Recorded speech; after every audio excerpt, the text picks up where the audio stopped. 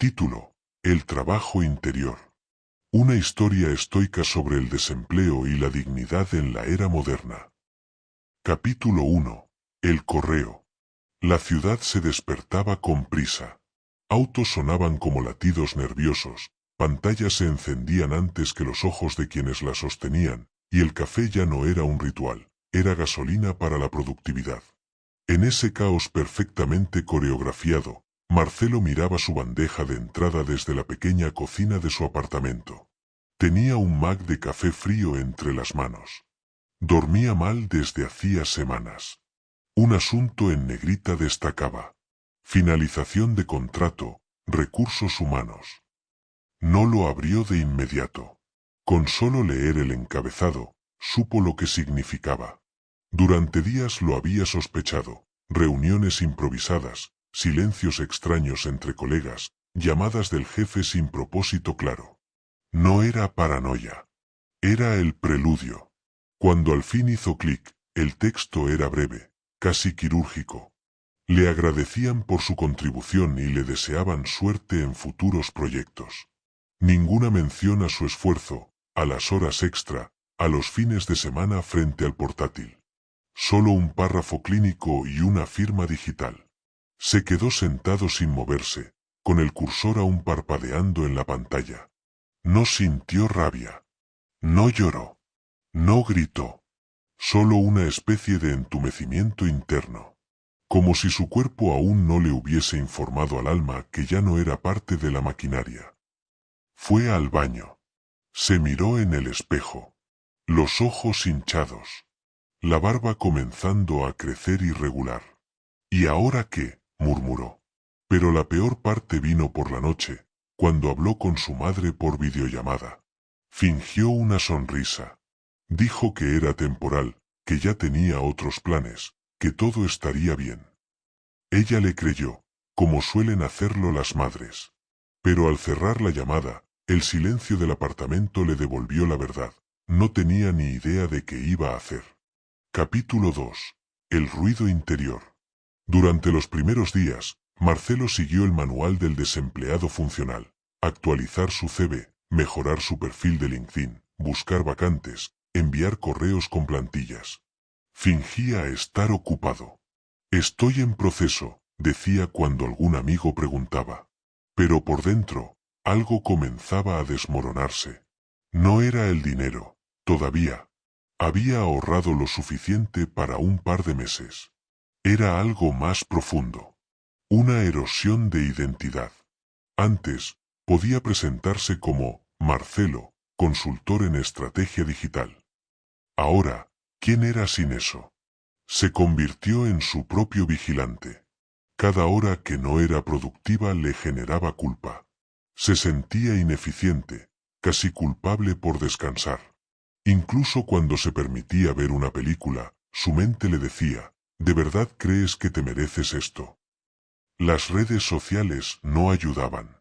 Cada scroll era una bofetada: conocidos ascendiendo, colegas publicando nuevos comienzos, influencers vendiendo cursos de cómo ser indispensable.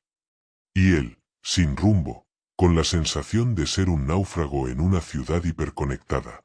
Una noche, mientras buscaba tutoriales sobre cómo mejorar su portafolio, apareció un vídeo recomendado en YouTube. ¿Y si tu valor no dependiera de tu trabajo? Era una charla tranquila, sin música de fondo. Un hombre hablaba de estoicismo. De Epicteto, Marco Aurelio, Séneca. Marcelo no sabía mucho de filosofía. Pero una frase se le quedó grabada como un eco. No son los hechos los que nos perturban, sino nuestra interpretación de ellos. La escuchó 3 veces. La escribió en una nota adhesiva. La pegó junto a la pantalla. Y por primera vez en días, durmió sin sobresaltos. Capítulo 3. El primer principio. Al día siguiente, Marcelo fue a una librería de segunda mano. Pidió algo de estoicismo. El librero, un hombre de lentes gruesos y barba blanca, le entregó un ejemplar gastado de Meditaciones, de Marco Aurelio. Tenía subrayados de tinta azul, y manchas de café en las esquinas. Fue a un café cercano y se sentó junto a la ventana. Afuera, la ciudad se movía como si nada. Gente caminando apurada, celulares en mano, taxis deteniéndose y arrancando. Pero dentro, Marcelo comenzó a leer despacio, como quien vuelve a aprender a caminar. Haz lo que la naturaleza te exige. Aunque no tengas trabajo, puedes actuar con justicia, templanza, coraje y sabiduría. Subrayó. Luego miró su reflejo en la ventana. No se sentía sabio, ni justo, ni valiente. Solo, cansado. Pero había algo en esas palabras. Una invitación a actuar, aunque el mundo no te estuviera mirando. Una forma de recuperar dignidad sin tener que demostrar nada a nadie. Volvió a casa caminando. Ese día no revisó portales de empleo. No actualizó su hoja de vida. No buscó mejorar su marca personal. Solo escribió en su libreta: mi contrato terminó, pero no mi humanidad. Y al final de la página, dibujó un pequeño sol saliendo sobre una línea del horizonte. Sin saberlo, estaba comenzando su reconstrucción. No hacia el mercado laboral, hacia sí mismo. Capítulo 4. El muro invisible. Las semanas pasaban como días duplicados.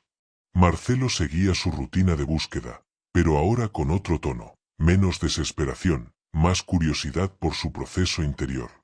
No era resignación, era observación. Pero aún así, había un obstáculo más grande que la falta de ingresos: el juicio ajeno. ¿Y en qué estás ahora?, le preguntaban familiares, conocidos, excompañeros. Cada vez que debía responder, algo dentro de él se tensaba. Sabía que la mayoría preguntaba por cortesía, no por interés. Y sin embargo, sentía la necesidad de justificar su existencia. De demostrar que no era un parásito. Que estaba en movimiento. El verdadero muro no era económico. Era simbólico. Social. Invisible. Vivía en la forma en que la sociedad define a las personas, por su ocupación, por su productividad, por el nombre de la empresa que llevaban en el pecho como escudo de legitimidad. El desempleo no era solo la falta de ingresos. Era la pérdida de identidad pública. Una especie de exilio silencioso. Una tarde, mientras esperaba en una fila del banco, escuchó a dos hombres hablar sobre un excompañero. Dicen que lo sacaron. Imagínate, con todo lo que había estudiado. Sí, uno nunca sabe. A veces se confían y se duermen. Marcelo bajó la mirada. Sintió un nudo en el estómago. Esa conversación no era sobre él. Pero podría haberlo sido. Esa noche, volvió al libro de Marco Aurelio. Releyó una página. Preocúpate solo de lo que depende de ti. El juicio de otros, no. Y volvió a escribir. Hoy, no viviré en función del currículum ajeno. Solo del mío interior. Capítulo 5. El estoico moderno. Marcelo comenzó a construir su trabajo interior con la disciplina de un atleta. Se levantaba temprano, no por obligación, sino por respeto a sí mismo. Hacía ejercicios básicos en casa. Leía un fragmento de algún estoico. Y escribía. Siempre escribía. Sus amigos empezaron a notar un cambio en él. Ya no evitaba el tema del desempleo. Lo mencionaba sin drama. No estoy trabajando ahora. Pero estoy aprendiendo cosas que nunca hubiese descubierto con un contrato. Y era verdad. Había comenzado a ver patrones. Como las redes sociales exacerbaban la ansiedad. Como el miedo al desempleo no era financiero, sino existencial. Como el valor personal se había vuelto una marca más que una virtud. Comenzó a practicar algo que llamó mini virtudes diarias. Escuchar sin interrumpir. Comer con atención. No hablar mal de nadie. No quejarse por 24 horas. Era un experimento. Una forma de fortalecer el músculo de su voluntad. No tenía jefe, pero sí tenía una brújula. su propia conciencia. Incluso creó una lista que colgó en la pared. Asterisco asterisco no tengo trabajo. Pero sí tengo. 1 tiempo. 2 conciencia. 3 dirección. Asterisco asterisco. Y eso, comenzó a pensar, es más de lo que muchos empleados pueden decir. Capítulo 6. El juicio del espejo. Una mañana de domingo, Marcelo se afeitaba frente al espejo. Observó con atención su rostro. Las ojeras se habían reducido. Sus ojos estaban más serenos. Se notaba más firme, aunque aún no tuviera un salario. Se quedó en silencio unos segundos. Y luego sonrió. No porque se sintiera exitoso, sino porque se sentía vivo. Fue en ese momento cuando decidió hacer algo inusual, escribir una publicación en sus redes. Llevo 63 días desempleado. Y no me da vergüenza decirlo. Durante este tiempo, he aprendido más sobre mí mismo que en años de oficina. No tengo respuestas perfectas, pero tengo preguntas reales. Hoy no busco impresionar, solo ser coherente. Sigo en el camino. Lo publicó sin revisar 2 veces. Luego apagó el celular y salió a caminar. Horas después, cuando lo encendió, tenía docenas de comentarios. Algunos eran mensajes de ánimo. Otros, confesiones, yo también me siento perdido. Gracias por decirlo.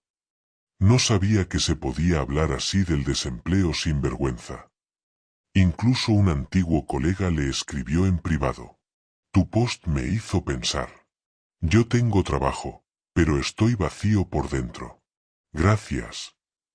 Marcelo cerró la aplicación. Se sentó frente a su libreta. Y escribió. Quizás el verdadero empleo de este tiempo es inspirar a otros a no tener miedo de parar. Capítulo 7. El día del reclutador. Una notificación interrumpió la lectura matutina de Marcelo. Hola Marcelo, me interesa tu perfil para una vacante. ¿Tienes disponibilidad para una llamada mañana? Era una reclutadora de una firma de tecnología. El cargo parecía interesante. El tipo de proyecto que, meses atrás, habría aceptado sin pensar. Pero esta vez, algo se sentía diferente. No por arrogancia, sino porque ya no reaccionaba por impulso. Marcelo aceptó la llamada, pero no para obtener el trabajo a toda costa, sino para escuchar. Quería entender si el empleo sumaría a su camino, o si simplemente lo devolvería al círculo anterior. Durante la entrevista, la mujer hablaba de metas agresivas, cultura de alta presión y enfoque en resultados inmediatos. Marcelo escuchaba, asentía, hacía preguntas. No la juzgaba. Pero en su mente, una voz tranquila le repetía. No sacrifiques tu paz por un sueldo. Al colgar, supo que no quería volver a eso. A la ansiedad crónica. Al activismo sin dirección. A medir su valor por horas facturadas. Le escribió un mensaje corto. Gracias por pensar en mí. Pero en este momento, estoy comprometido con un proceso diferente. Le deseo lo mejor.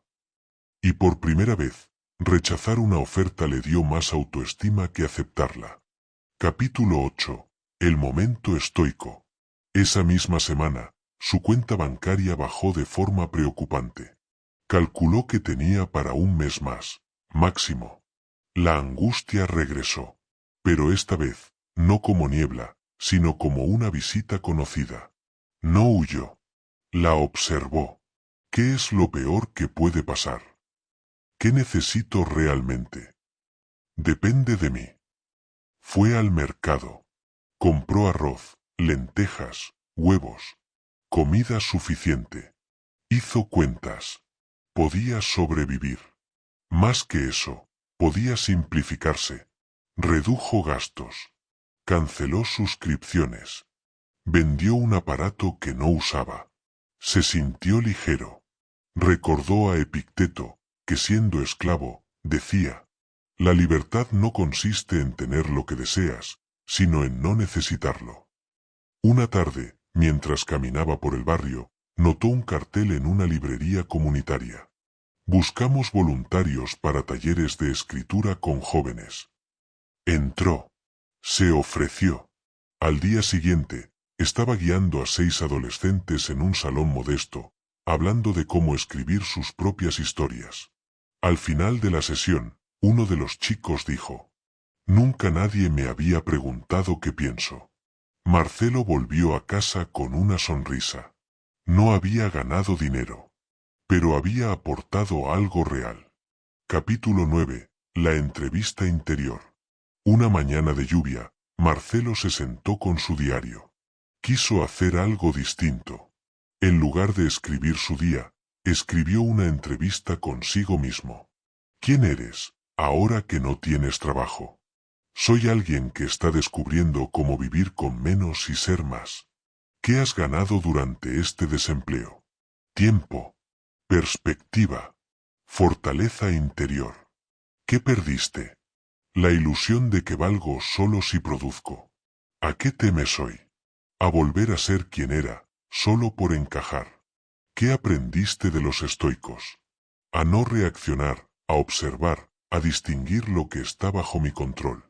¿Y qué está bajo tu control ahora mismo? Mis pensamientos, mis actos, mi integridad. Al cerrar el cuaderno, sintió una claridad nueva. La vida seguía siendo incierta, pero él ya no lo era. Capítulo 10. El trabajo real. Casi 3 meses después del despido, Marcelo fue invitado a participar en un proyecto independiente, mentorías para jóvenes emprendedores digitales. No era un cargo fijo, ni un salario estable. Pero le interesaba. Le ofrecieron poco dinero, pero mucha libertad. Aceptó. Desde su experiencia, podía enseñarles más que marketing. Les hablaba de equilibrio, de propósito, de no vivir a través de los demás. Cada sesión terminaba con una frase. Recuerden, no son lo que logran. Son lo que resisten, lo que cultivan, lo que sostienen en silencio. Uno de los jóvenes le escribió por WhatsApp: «Gracias, Marcelo.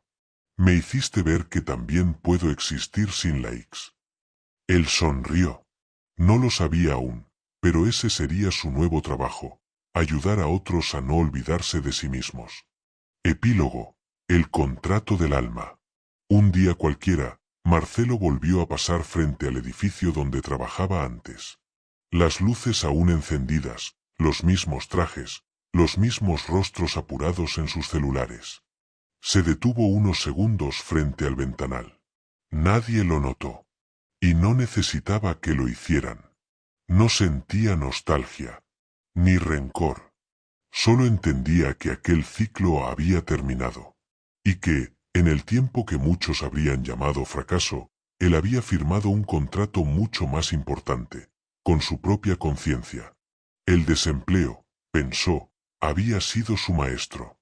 Le quitó lo externo para mostrarle lo interno. Le quitó el nombre en una tarjeta, para devolverle el rostro en el espejo. Le quitó el ruido, para que por fin pudiera escuchar su voz. Ahora trabajaba. Sí, pero no por dinero, aunque lo necesitaba. Trabajaba para dejar huella. Para enseñar a otros lo que él mismo había aprendido. Para vivir sin la necesidad de ser aprobado. En su escritorio, entre libros y cuadernos, tenía un papel enmarcado. No un diploma, ni una carta de recomendación. Solo una frase escrita a mano. No controlas el mundo, pero sí tu actitud ante él. Y eso basta. Marcelo sonrió. Cerró el cuaderno. Encendió su computadora. Y mientras el mundo allá afuera corría por mantener sus títulos y sus puestos, él trabajaba en algo que nadie podía quitarle. Su paz.